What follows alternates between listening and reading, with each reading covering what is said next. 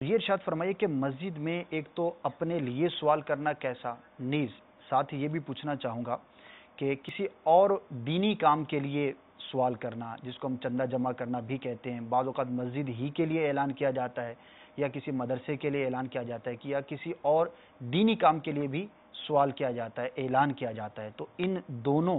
سوالات کے بارے میں جو کہ مسجد میں کیے جاتے ہیں کیا حکم شرعی ہے؟ دیکھیے، دینی کام کے لیے چندہ کرنا ہی تو سنت سے ثابت ہے۔ مسجد کی تعمیر کے لیے، مسلمانوں کی عام حاجت کے لیے، یا کسی مسلمان کی ضرورت کے لیے، دوسرے مسلمان کے لیے، تو یہ بھی دینی کام ہی ہے، کسی مسلمان کی حاجت دور کرنا۔ جو ممنوع ہے اور جس سوال کی ممانعت ہے اور جس کی اجازت نہیں، وہ ہے کسی کا اپنے لیے سوال کرنا، کسی کا اپنے لیے سوال کرنا، اگرچہ حاجت مند ہو، اگرچہ حاجت مند ہو۔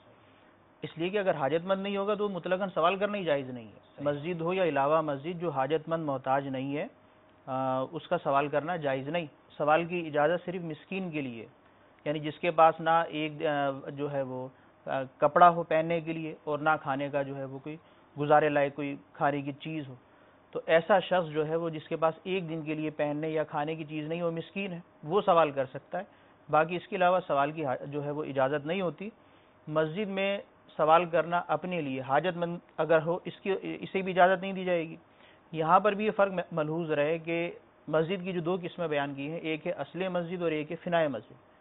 تو یہ حکم جو بیان ہوا کہ مسجد میں سوال کرنا منع، بلکہ علماء نے یہاں تک فرمایا کہ ایسے سائل کو دینا بھی منع،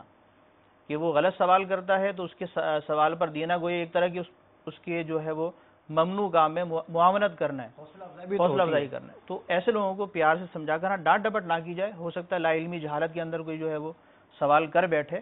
تو بعض اوقات ایسا بھی دیکھا گیا کہ مسجدوں میں کوئی جیسے ہی سائل کھڑا ہوا تو جناب وہ ادھر ادھر سے ساری صفوں سے ایسا اس کے اوپر جو ہے وہ یلغار ہوتی ہے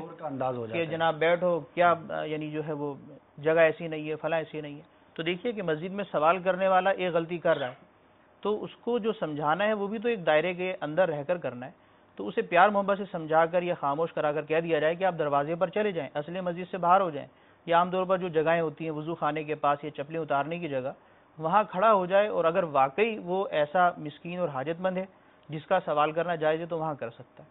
اصل مسجد میں اپنے لیے سوال کرنا